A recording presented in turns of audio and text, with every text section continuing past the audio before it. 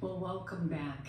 It wasn't too long ago when we all learned that someone in the FBI was literally a traitor. His name is Charlie McGonigal, and I don't know if we would have known the details if it wasn't for a brave young lady, Allison Guerriero. And she's here with us today to not only tell us how she broke this story, but also how she's dealing with the fallout. Welcome. Hi, Dr. Ryan. Thank you so much for having me. And I'm really enjoying your new program. Congratulations. I enjoy it a lot. And so does my father, who sends his best regards. Thank you, Allison. What would you like? You were very brave to come forward to talk about Charlie McGonigal. At one time, the FBI was a trusted agency. Can you tell us about your experience? Yes. It dawned on me early on during our relationship when I witnessed him accept the first bribe that it was the week of my birthday. I found out later through court records that he did not receive it at my birthday dinner, but later that night he went up to the Bronx. And a couple days later, I find $100,000 in the bedroom. I'm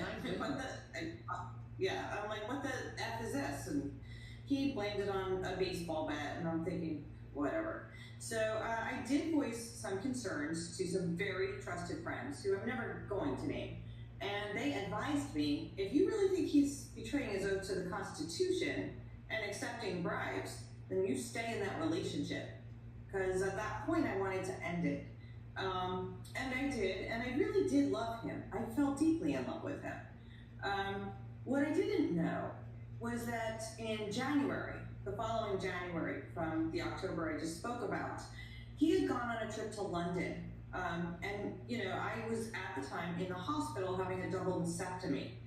The day of my surgery, he arrived home at Newark Airport and drove directly to my hospital room. What I found out later in court records was that during that trip to London, he was observed by British intelligence, who then alerted the FBI, who continued to keep Charles McGonigal in the special agent in charge role as their head of counterintelligence. And New York City is the global center for espionage. For the FBI not to have acted on that it's unconscionable to me to allow him to continue to operate. And we continued to date, and at that time I really did not have suspicions of espionage. And I want to be clear about this. Charlie was never charged with espionage. They undercharged him to minimize the embarrassment, because rule number one of the FBI is never embarrass the FBI. Allison, did the FBI harass you at all? Oh my gosh. I think you could probably ask your business partner, Mr. Giuliani, about that. I called him in tears several times. At one point, some guy who was just an assistant special agent in charge actually called me on the phone, called me the C word. They emailed me a subpoena, which is improper service. I don't know if you know about service, but you have to, they actually have to come and serve a subpoena to you. I got intimidated, harassed. They were horrible to me. I was pretty much outcast socially from some very, very trusted friends at FBI. The first person I went to was my good friend Douglas Leff. Douglas Leff at that time was the special agent in charge of San Juan, and he ran all of the Caribbean, and he was a longtime friend. Our friendship went back years, and he was one of my funniest friends. Shortly after that, he was transferred to headquarters, to what we refer to as the 7th floor, which is, everybody in law enforcement knows the 7th floor is where their top management, their upper echelon exists. Dougie then moved into the chief of inspection position.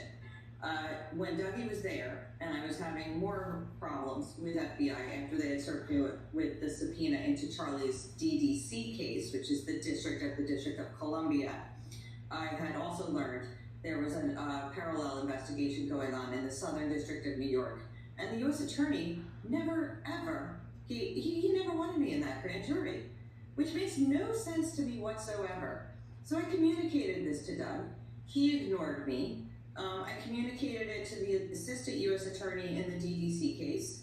I begged to testify. They wouldn't even let me testify to the grand jury. I lived with him. I witnessed everything. He became friends with my family. He met all of my friends. We went to everything together. Charles McGonigal got convicted of taking a payment from a businessman from Albania, 2 years prison time. But there was some allegations about, lack of a better word, a relationship with Russia. Oh, yes. Now, that situation he had a co-defendant with. That gentleman's name is Sergei Shestakov. Sergei and his wife and Charlie and I used to socialize together quite a few times. Sergei's situation is currently under adjudication. He's taking it to trial. And a lot of people have speculated that it was Sergei Shestakov who turned Charlie, that the Russians turned Charlie. That is not my belief. It is my belief that Charlie corrupted Sergei, not the other way around. And I do hope that Sergei gets justice. I don't believe he's completely innocent. Charlie and I were up in Connecticut one night when he accepted a bribe from Sergei, and we stopped by my best friend's house, actually, at the time, and then we spent the night up there. And that never came up during any grand jury proceeding. Nobody ever asked me about that. I told them, nobody cared. You have been through a lot in your life. You suffered from cancer, sepsis. You were in a horrific fire, survived third degree fire. Yes, you were on fire. You took a lot of harassment from FBI for talking about Charlie McGonigal. I wish you the best. You know what? Thank you. I don't know if there'll be any more justice, but you're alive. Move forward and don't let those people keep you down. Well, it is my hope and my belief that when Donald wins for the third time, because I do believe he won in 2020, I do believe a real investigation will take place with the IRS Criminal Investigation Division. I've already spoken to them. People are aware of this. I've made it public in the past. And hopefully under a new FBI director and a new attorney general, they'll run a real espionage case. And Charlie will get the life sentence that he deserves. Because right now he's getting out in 2029. So, and he's evil. It's just, he's evil. I mean, there's no other way to put it. He really is an evil, evil, sinister man. And there's that saying that the devil never comes to you with red horns and a cape. He comes to you as everything you ever wanted. And Charlie had everything. He was charming. He was dapper. He was friendly. He was loving. He was lavishing me with attention. And he did that with everybody. We all wanted him to like us. We all wanted to be his friend. And it was impossible. Thank you for your time, Allison, on this very painful subject. Take care. You too. You know, Allison brings up a very good point, and it's about the FBI policing itself.